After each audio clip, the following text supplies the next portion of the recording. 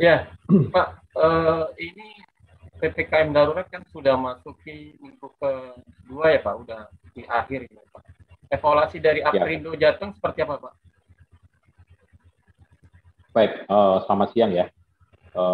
Saya dengan Agus Pratikno, mewakili dari DPD Aprindo Jateng TDIJ, menyikapi untuk review PPKM darurat yang sudah berjalan ya, Pak. Terus terang saat ini semakin membuat kita berat ya untuk di bidang industri jasa logistik ini ya. Apalagi ditambah kemarin kebijakan di tanggal 16 ya, 16 sampai 22 untuk Jateng adanya diskresi penutupan beberapa gerbang tol. Ya kan? Gerbang tol itu sungguh sangat semakin memperberat kita gitu. Dari awal kita sudah menyuarakan tentang awal PPKM darurat itu soal adanya pengalihan arus dari jalan arteri ke jalan tol. Nah, sekarang ditambah begitu masuk tol, kita semakin bingung karena apa? Yang harusnya kita bisa kombinasi keluar tol terdekat atau apa, kita sekarang harus mencari-cari seperti itu, Pak. Karena terus terang penambahan diskresi di area Jawa Tengah, bukan hanya di Jawa Tengah sebenarnya itu, di Jawa Timur pun juga diberlakukan. Itu juga sangat menyulitkan kita, Pak, gitu loh. Karena tidak ada informasi sebelumnya, ya kan? Atau penjelasan rambu-rambu hanya diekspos di media, tapi pelaksanaan di lapangan itu terus terang membuat kebingungan sopir-sopir kita, itu Pak. Termasuk yang penyekatan 27 exit tol itu tidak ada sosialisasi juga. Itu sosialisasinya kurang jelas ya Pak ya, karena dari pihak Jasa Marga sendiri hanya menyampaikan adanya beberapa titik gerbang tol yang akhirnya dibuka. Itu pun juga karena surat dari DPP dari kita. Kita melalui DPP Aprindo menyuarakan untuk ke BPJT supaya ada untuk di Jawa Tengah itu usulan kita ada 6 titik tol Pak. 6 gerbang tol itu tetap dibuka. Nah, cuma sosialisasi di lapangannya itu ya untuk di jalan arteri yang akan masuk di gerbang tersebut itu tidak ada informasi yang informatif kepada driver-driver kita gitu. Gitu Pak. Artinya usul dari 6 gerbang tol yang diusulkan dari Aprindo juga nggak dipenuhi atau gimana? Itu dipenuhi Pak. 6 itu ada dipenuhi gitu loh. Tapi ada beberapa titik yang kita lihat itu pelaksanaannya buka tutup ya Pak ya. Gitu loh. Tidak.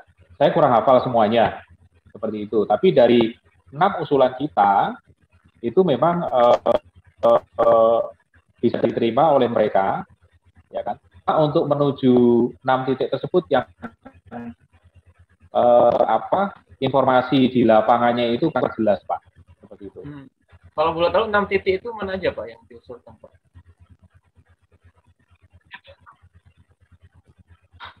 Enam titik itu yang kita usulkan pada saat itu berdasarkan kita. Nah, usulan gerbang tol atau exit tol sebenarnya di Jateng yang tetap harus buka. Itu gerbang tol Brebes Barat, gerbang tol Kandeman, gerbang tol Weleri, gerbang tol Muktiharjo, gerbang tol Colomadu, gerbang tol Karanganyar. Nah, pertimbangan kita untuk mengusulkan 6 titik gerbang tol tersebut adalah memang itu adalah itu tol yang itu memang jauh daripada rumah penduduk, kawasan penduduk atau objek wisata yang mungkin dikhawatirkan pemerintah kan.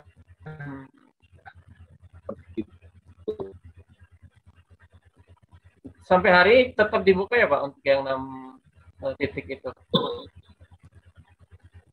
Yang 6 sampai hari ini dibuka Pak. Seperti itu.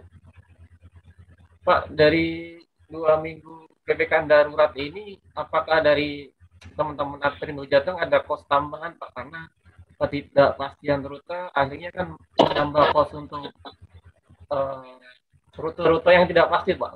Entah itu BBM-nya atau seperti apa gitu, Pak.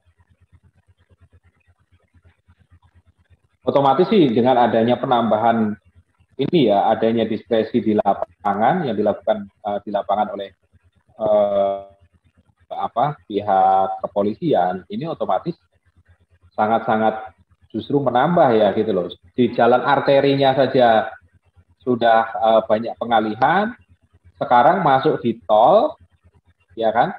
Tidak semua exit dibuka, ya kan? Jadi ada kalanya kita harus mencari exit terdekat atau memang kejauhan gitu loh, ya kan? Seperti itu. Nah, informasi tadi loh yang tidak jelas di lapangannya gitu loh. Tidak semua driver itu begitu masuk sudah diberikan informasi bahwa pintu tol ini nanti kalau ini di mana itu tidak ada Pak, seperti itu.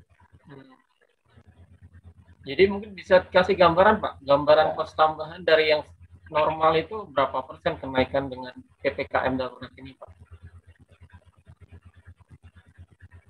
Kalau kita contohkan kalau ini ya kita sekali jalan Pak, sekali jalan itu katakanlah dari Jakarta ke Semarang lah contohnya seperti itu.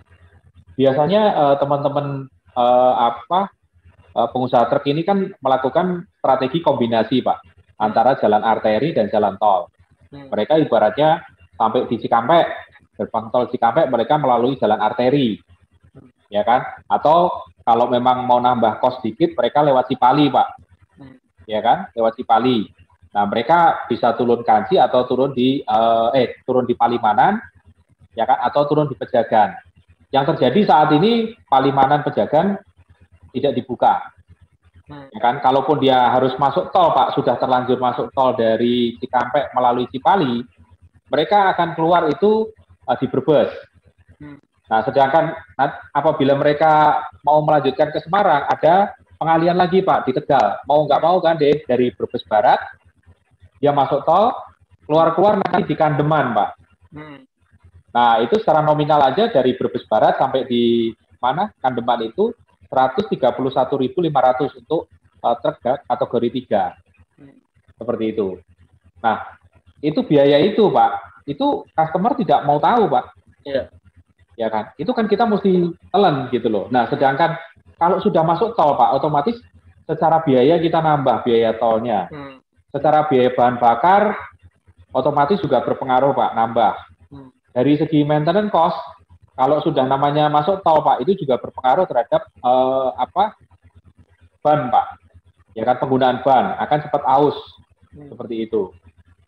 Ya jadi kalau saya lihat sekali jalan katakanlah dari Jakarta ke Semarang lah, itu kurang lebih ya sekitar ada peningkatan kos untuk bayar tolnya sendiri itu kurang lebih sekitar 15-20% Pak. Seperti itu. 15-20% itu untuk tol saja ya Pak? Untuk tol saja. Seperti itu. Untuk penambahan BBM sendiri Pak? Kalau penambahan BBM-nya ya kurang lebih sekitar 5-10%-an lah gitu loh, seperti itu. Dan itu. Nah, cuma kan ada hal yang mungkin di luar yang kita tidak bisa ukur yaitu resiko, Pak. Ya kan resikonya kenapa? Kalau masuk tol sopir otomatis juga harus dipacu karena mereka tidak bisa sembarangan istirahat. Karena mereka juga harus istirahat itu di masing-masing titik rest area. Sedangkan setahu saya rest area di arah ke timur di tol Trans Jawa itu jaraknya cukup jauh, Pak. Nah, itu kan resiko juga yang kita tanggung nanti kalau ada apa-apa seperti apa. Seperti itu, Pak. Ya. Pak, ini untuk PPKM ini kan masih belum jelas akan diperpanjang atau tidak, Pak. Planning dari Aptrin Jateng ini, Pak, dengan ketidakpastian nanti ini, Pak. Ya, ketidakpastian ini terus terang juga menjadi kekhawatiran kita ya, Pak ya. Karena dari kemarin itu terus terang di sektor kita yang dikatakan sektor kritikal ini tidak pernah yang namanya disentuh oleh pemegang regulasi gitu loh Pak. Jadi pemerintah itu kita dari kemarin sebenarnya sudah menyuarakan apa sektor logistik kan tetap harus jalan Pak, karena ini kan menyangkut hajat hidup orang banyak. Ya, Tapi betul. terus terang sampai saat ini tidak pernah Pak yang namanya tersentuh seperti itu. Kita tidak minta banyak kok Pak gitu loh. Paling tidak itu ada subsidi lah. Kita perjuangkan ada diskon. Apakah kalau memang ini di tol ya diskon di tol seperti itu Pak. Pak, sebelum akhirnya dapat diskresi untuk bisa lewat logistik itu kan sempat ada aturan juga yang mengharuskan untuk pengemudi itu menyertakan bebas antigen Pak. Itu sudah nggak ada ya Pak? Untuk bisa lewat ke. Nah itu juga sama Pak. Itu menjadi dilema kita juga sampai saat ini gitu loh. Saat ini sudah banyak sekali lokasi customer kita, baik muat maupun bongkar, Pak, itu mensyaratkan adanya mungkin surat vaksin atau surat antigen. Surat antigen itu. Nah, sedangkan rapid antigen itu berlaku 2 hari, Pak. Maksimal 2 hari. Nah, itu kan ada biaya lagi. Antara 150 sampai 200. Katakanlah di lokasi muat. Ya kan? Pas pada saat di lokasi bongkar, katakanlah Jakarta, Surabaya. Ya kan? Begitu jalan sampai di lokasi bongkar belum tentu bisa tepat waktu Pak. Ya perlu waktu 2 hari atau 3 hari. Berarti kan suratnya itu expired. Kita mesti urus lagi Pak, keluar lagi 150 sampai 200. Nah itu juga cost juga buat kita Pak. Ya makanya saya sampaikan saat ini benar-benar pemerintah ini melepas kita Pak, melepas kita. Tidak mau tahu soal sektor kritikal yang sebenarnya benar-benar ini menjadi penopang juga Pak gitu loh. Supaya apa? Jalur distribusi ini kan harus lalu lintas barang ini harus tetap berjalan Pak gitu loh. Semua industri, semua kebutuhan pokok juga tetap terjaga. Nah, cuma sampai sekarang tidak ada seperti itu. Kalau di titik penyekatan juga dimintai antigen atau tidak Pak? Oh, ada beberapa ditanyakan Pak, seperti surat jalan, surat antigen itu terkadang juga, makanya di lapangan itu persepsi petugas itu berbeda-beda Pak.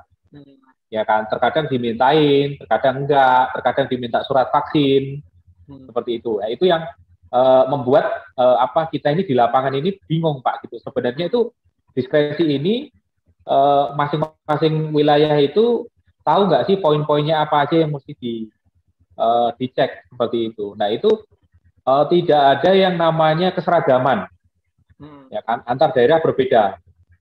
Itu juga membuat kita sebagai pengusaha juga semakin pusing Pak, seperti itu. Ketika pengemudi tidak bisa menunjukkan antigen itu dipaksa putar balik atau gimana Pak di lapangan? Kalau saya dengar yang dari teman-teman yang lain Pak, kejadiannya ada seperti itu Pak, gitu loh. Mereka suruh putar balik seperti itu, ya kan harus mengurus dulu gitu loh. Tapi kan kita sebagai pengusaha sebenarnya juga menyadari ya Pak bahwa antigen itu juga tidak menjamin Pak, gitu loh. Menjamin bahwa itu aman. Jadi semacam formalitas kita pun sendiri juga tahu di lapangan kan. Mungkin hari ini juga saya lihat di media ada mungkin dari Polda Metro ya, ada mengungkap adanya masih terjadi adanya ini surat keterangan palsu untuk antigen. Nah itu jadi kita serba bingung lah Pak, kita sebagai pelaku bisnis seperti itu. Tapi ada sebagian yang untuk menandai itu angkutan logistik diberi stiker ya Pak? Itu di lokasi mana Pak? Kalau stiker sejauh ini sih justru dari pihak ini ya Pak, customer ya Pak. Mereka itu memasang beberapa stiker, ada tulisan keterangan bahwa ini angkutan prioritas ya Pak, prioritas memuat bahan pokok seperti itu Pak, gitu loh Pak. Nah, cuma ada beberapa customer yang nggak mau tahu Pak, gitu. Pokoknya begitu muat itu tanggung jawabnya kita sebagai transporter seperti itu. Termasuk biaya tambahan tadi ya Pak? Ya, termasuk biaya tambahan gitu Pak. Pak, tadi selain bersurat ke BPTJ itu dan akhirnya masukan yang disetujui, Pak Tri Nuh Jateng juga bersurat kemana saja Pak untuk keluhan ini Pak? Kita DPP Pak, sebenarnya itu karena ini kan masalahnya di apa akses tol ya Pak. Akses tol itu kan pemerintah melalui Menteri PUPR itu kan ada BPJT ya, Badan Pengelola Jalan Tol, ya kan. Nah, kita kemarin menyurati di sana Pak, dan pada tanggal kita informasikan juga pada tanggal 13 Juli kita melalui Zoom meeting, saya juga dan teman-teman itu ada beberapa teman-teman juga ikut, itu ada Zoom meeting dengan tim BPJT dan langsung dipimpin oleh Kepala BPJT, Bapak Danang Pariksit ya, gitu loh. Intinya mereka mencoba mendengarkan keluhan atau mencari aspirasi apa yang notabene katanya akan disampaikan kepada menteri terkait dan asosiasi tol Pak, seperti itu. Nah justru sampai saat ini Pak, kalau saya lihat, ya kan, seperti yang kemarin juga sudah disampaikan oleh ketua kita, ketua DPD Jateng, Pak Chandra, bahwa fungsi dan tugas BPJT saat ini itu mandul Pak. Ya kan, BPJT itu kan diatur dalam Permen PU nomor 43 Pak. Ya kan, tahun 2015. Di situ ada disampaikan tugas dan wewenang. Ya kan. Tapi saat ini benar-benar mereka itu tidak berperan gitu loh Pak, ya kan. Kemarin kalau dari hasil meeting itu mereka menyampaikan bahwa nanti akan disampaikan ke Asosiasi Pengelola Tol, untuk itunya kita paham Pak, bahwa tol itu ya kan investasinya bukan hanya dibiayain oleh negara, tapi kan juga melibatkan swasta. Tapi kondisi saat ini kan darurat Pak, negara dalam keadaan darurat, boleh dibilang kan seperti itu, PPKM darurat kan, dan itu juga langsung instruksi Presiden. Nah maksud saya, ya, kalau kondisi seperti ini, paling tidak kan seluruh komponen anak bangsa ini harusnya sama-sama berkontribusi, Pak. Ya kan, jangan ego bahwa semuanya disampaikan gara-gara ada PPKM darurat, tol mereka pendapatannya menurun. Karena yang memakai menurun sampai dengan 40%. Kita paham, Pak. Justru mereka turun 40%, yang masih bertahan itu adalah, yang masih lewat adalah tracking, Pak. Betul kan? Yeah. Truk distribusi yang masih lewat, gitu loh. Nah, justru harusnya apa? Tolong berikan kami ya semacam sentuhan lah, biar kita juga sama-sama hidup Pak, gitu loh. Karena kan kalau dilihat sendiri untuk tol Pak, itu investor tol itu kan dilindungi oleh peraturan ya Pak. Kalau nggak salah peraturan Menteri nomor berapa seperti itu, bahwasanya ada jaminan dari pemerintah. Setiap tahun itu mereka ada kenaikan tol, Pak. Kenaikan biaya tol. Dan belum pernah yang namanya, kita selama ini, mungkin Bapak dengar itu, biaya tol turun, Pak. Kecuali kalau lebaran. Nah, justru juga sama, Pak. Kalau lebaran itu kan, kalau kita melihat kan suasana happy ya, Pak. Suasana gembira ya, Pak. Kalau sekarang ini kan suasana darurat. Masa kita tidak diberikan diskon gitu loh, Pak.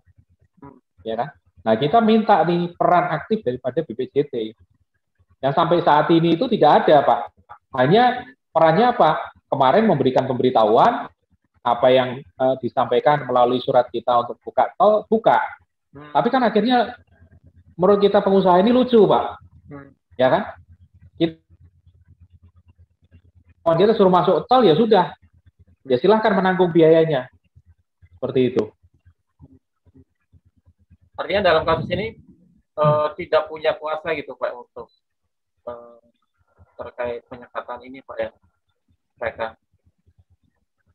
Kalau saya lihat Pak, iya, kalau mungkin juga bisa dibaca di media yang lain ya, kemarin juga seperti disampaikan gitu loh, adanya disampaikan bahwa diskresi saat ini di masa PPKM darurat ini kan adalah kewenangan daripada pihak kepolisian Pak, ya, di mana ini khususnya di Korlantas.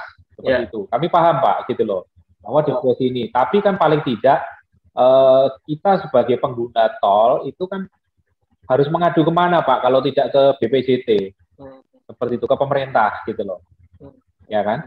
Nah cuma kelihatannya ini pemerintah ini mandul gitu loh, BPJT ini mandul, tidak ada fungsinya gitu loh Pak. Ya kalau Bila perlu, kalau memang seperti itu hanya sebagai mediator, ya kan, tidak ada fungsinya, buat apa ada BPJT? Seperti itu, Pak.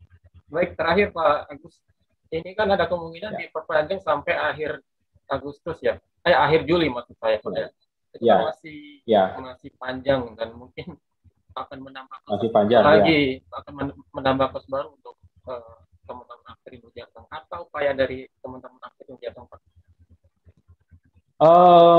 Ya saat ini kita masih tetap, Pak, kita masih menyuarakan, kita masih mencoba meminta melalui DPP, ya kan, untuk menyampaikan kepada menteri-menteri terkait ya Pak, untuk semua stakeholder lah gitu, bukan hanya kementerian tapi juga pihak Korlantas juga gitu loh.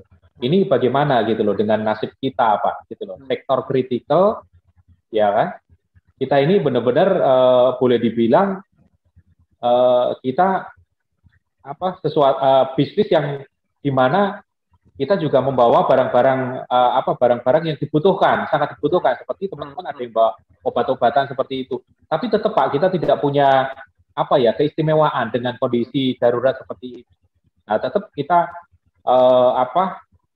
sebagai asosiasi tetap menyuarakan lah ke pemerintah, tolong, ya kan, kita tidak melawan kebijakan pemerintah, kita tidak melawan yang namanya PPKM darurat. Kita sangat mendukung. Karena memang ini untuk kemaslahatan bersama, Pak. Gitu loh. Tapi tolong juga nasib bisnis kami ini, gitu loh. Kita juga pengen tetap bisa bertahan, Pak. Pengen tetap bisa hidup seperti itu. Oke, baik. Terima kasih Pak Agus waktunya, Pak. Baik. Terima kasih.